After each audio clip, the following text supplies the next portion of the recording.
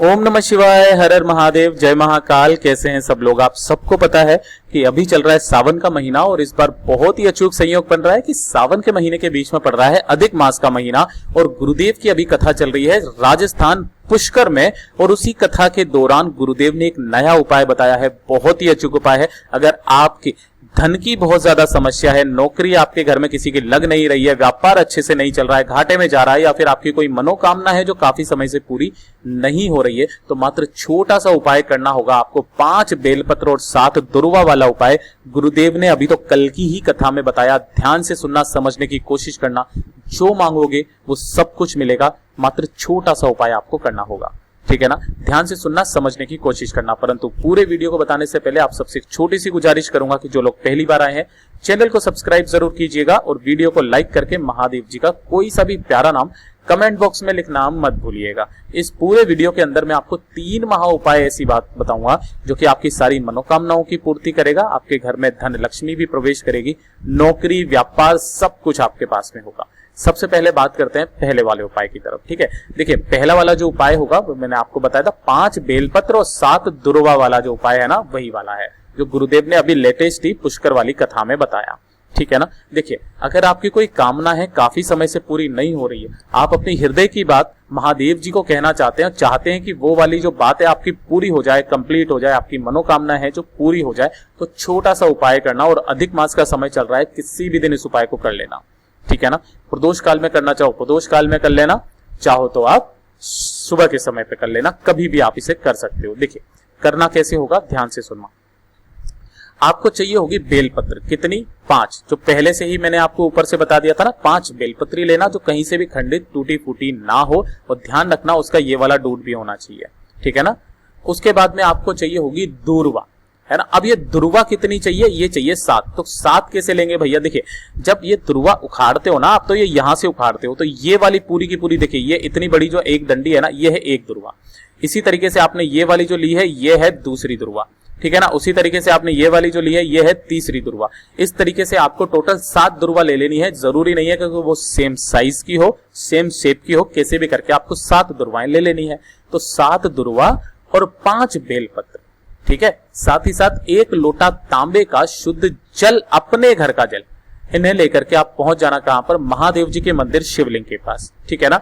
अब ये तो बता दिया आपने कि उपाय किस समय पर करना है, लेकिन करना किस दिन है अपनी मनोकामना पूर्ति के लिए?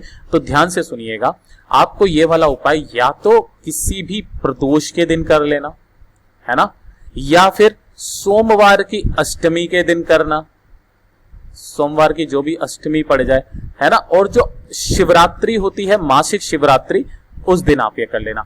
12 महीने शिवरात्रि आती है, आप किसी भी शिवरात्रि पर इस उपाय को कर लेना। 12 महीने प्रदोष आती है, किसी भी प्रदोष पर आप ये वाला उपाय कर लेना, ठीक है ना?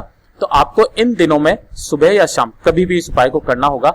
5 बेलपत्र और 7 दुर्वा, इन्हें क्या करना होगा? आपको अपने हाथ में एक साथ रखना है। सबसे पहले यहां पर उत्तर दिशा, नॉर्थ डायरेक्शन की तरफ मुंह करके खड़े हो जाना है और 1 लोटा शुद्ध जल मेरे देव आदिदेव महादेव जी को समर्पित करना होगा। ओम नमः शिवाय, श्री शिवाय नमस्तुभ्यम का स्मरण करते हुए, ठीक है? और उसके बाद में जो आपने दाहिने हाथ में 5 बेलपत्र और 7 दुर्वा ली है, उन 5 बेलपत्र 7 दुर्वाओं को आपको, जैसे ये दुर्वाएं यहां पर चढ़ा दी, और इसी के ऊपर आपको 5 के 5 बेलपत्र ऐसे समर्पित करने होंगे कि जो डंडी होगी वो आपकी तरफ और जो पत्ती का भाग होगा वो होगा आपसे विपरीत दिशा में। या तो आप ऐसे कर सकते हो, या फिर ध्यान से सुनना, डंडी को रखना जलाधारी के तरफ और बड़ी वाली पत्ती का मुख रखना आपकी तरफ। इस तरीके से आप कर सकते हो। इसके अलावा और किसी भी तरीके से बेलपत्री को मत चढ़ाना, और इसे चढ़ाने के बाद में इसी बेलपत्री के ऊपर आपको अपना हाथ रखना है और हाथ रख करके आपको अपनी कामना कह देनी है, ठीक है ना? कामना कह देने के बाद वापस आपको अपने घर की तरफ चले आना है। गुरुदेव ने बताया, जो भी व्यक्ति 1 से 2 प्रदोष, या फिर आप 1 से 2 सोमवार की अष्टमी, या फिर 1 से 2 शिवरात्रि के दिन इस वाले उपाय को कर लेता है, उसकी जो भी मनोवांछित फल है उसकी प्राप्ति उसे जरूर होती है। अब बात करते हैं दूसरे वाले उपाय की तरफ, ठीक है ना? देखिए, दूसरा वाला उपाय, देखिए काफी सारे लोग बाग होते हैं जो अपने आप को पनौती कहते हैं। पनौती कहने का मतलब क्या होता है? उन्हें ऐसा लगता है कि समय जो है वो उनके पक्ष में नहीं चल रहा है, वो जिस कार्य में हाथ डालते हैं सफलता मिलती नहीं है, परेशानियां ही परेशानियां हैं, और दिन उल्टे चल रहे हैं, या तो आपके जिस कार्य में भी हाथ डालोगे कुछ ना कुछ गलत हो जाएगा, आप नहीं चाहते हो फिर भी गलत हो जाता है ना। काफी बार हमारे जीवन में ऐसा समय आ जाता है, तो मात्र आपको छोटा सा उपाय करना है, आपकी किस्मत चमक उठेगी, ये चीज ध्यान रखना, ठीक है ना। देखिए कैसे करना होगा। इस वाले उपाय को करने का खास दिन तिथि बताइए गुरुदेव ने, वो कौन कौन सी है। पहली है मंगलवार के दिन आप इस उपाय को कर सकते हो, दूसरा गुरुवार के दिन आप इस उपाय को कर सकते हो, और तीसरा शनिवार के दिन इस उपाय को कर सकते हो, ठीक है ना। इन 3 दिनों में आप कभी भी इस उपाय को कर लेना।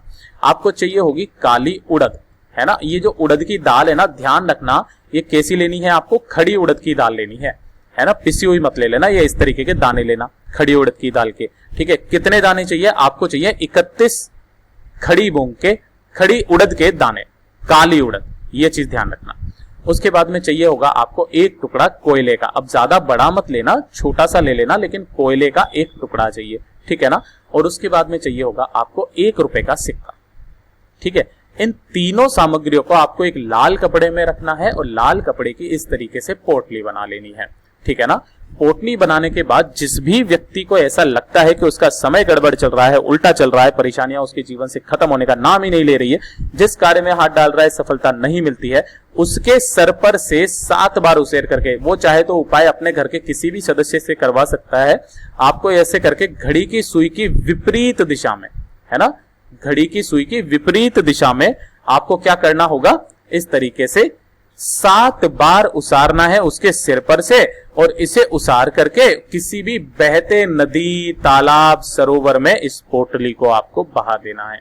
यकीन मानिए इसके बहने से उसका जो भी बुरा समय है ना, वो खत्म हो जाएगा। उस व्यक्ति के अच्छे दिन, दिन दूनी रात चौगुनी तरक्की करने लगेगा, उसका भाग्य चमक उठेगा। ये हो गया दूसरा उपाय।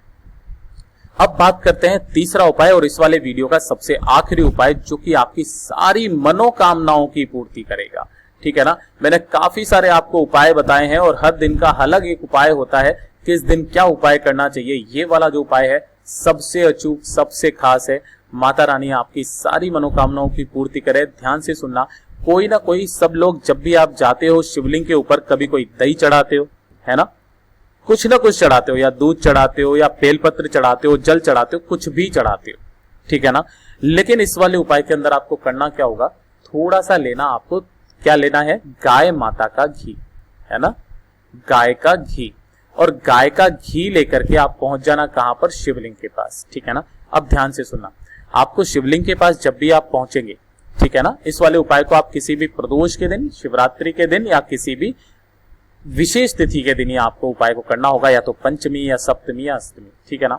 ऐसे करके जब आप यहां पर पहुंचेंगे तो सबसे पहले आपको जो भी पूजा अर्चना करनी है शिवलिंग की, वो आप पूजा अर्चना कर लेना, कोई दिक्कत नहीं है, ठीक है ना। जब आप सारे उपाय से फ्री हो जाएं, सारी पूजा सामग्री से फ्री हो जाएं, उसके बाद में इस उपाय को करना। कैसे करना होगा, आपके हाथ का जो दाहिना हाथ है ना, उसके में एक तो ये छोटी वाली उंगली होती है, अंगूठा होता है, और बीच में बसती हैं 3 उंगलियां, ठीक है ना। और तो आपके सीधा हाथ जो राइट हैंड है ना, उसकी इन तीनों उंगलियों को लेना, इस घी में डुबो देना, ठीक है ना। और इस घी में डुबो देने के बाद में आपको यहाँ पर ये जो माता रानी का हस्तकमल है ना, जहां से शिवलिंग जुड़ा हुआ रहता है, इस माता रानी के हस्तकमल पर आपको उन तीनों उंगलियों को फेरते हुए, देखिए किस तरीके से, मैं आपको बता देता हूं। उन तीनों उंगलियों को ऐसे करके फेरते हुए आपको अपनी मनोकामना कहनी है, और इस तीनों उंगलियों को आपको शिवलिंग के चारों तरफ कुछ इस तरीके से आपको फेर देनी है ना, और अपनी मनोकामना कह देनी है। 2 मिनट यहाँ पर बैठ करके अपना नाम और गोत्र बोलना, और महादेव जी की शिवलिंग को देखते हुए आपको कामना करनी होगी कि आपकी जो भी कामना हो वो पूरी हो जाए। जैसे भी आप चाहें अपनी विश बोल दीजिए। किसी कथा में गुरुदेव ने बताया था कि विष्णु पुराण, ब्रह्मवैवर्त पुराण, लिंग पुराण, मत्स्य पुराण, सभी में इस चीज का वर्णन है कि उन्होंने जो है पार्वती जी को एक वर दिया था कि जो भी आपके हस्त कमल पर गाय माता के घी का लेपन करके अपनी कामना बोल देगा, हे पार्वती तुम उनकी हर एक मनोकामनाओं की पूर्ति जरूर करना। पूज्य गुरु जी का ये वाला उपाय बहुत ही ज्यादा खास है, अचूक है, जरूर कीजिएगा। और जब भी आप ध्यान से सुनना, यहां पर आपने मनोकामना बोल दी, उसके बाद में आपको वापस जब मंदिर से बाहर निकलोगे ना, तो एक बार नंदी भगवान का जो ये सींग होता है ना, इन सींग में से आपको महादेव जी की शिवलिंग के दर्शन जरूर करने चाहिए। इससे क्या होता है, इससे आपको अच्छे फल प्रदान होते हैं। महादेव की कृपा सदैव आप पर बनी हुई रहती है। पूज्य गुरु जी ने जैसा अपनी कथाओं में बताया, वैसा आसान भाषा में आपको बताने का संपूर्ण प्रयास किया। वीडियो पसंद आया हो तो लाइक जरूर करना, चैनल को सब्सक्राइब जरूर कीजिएगा।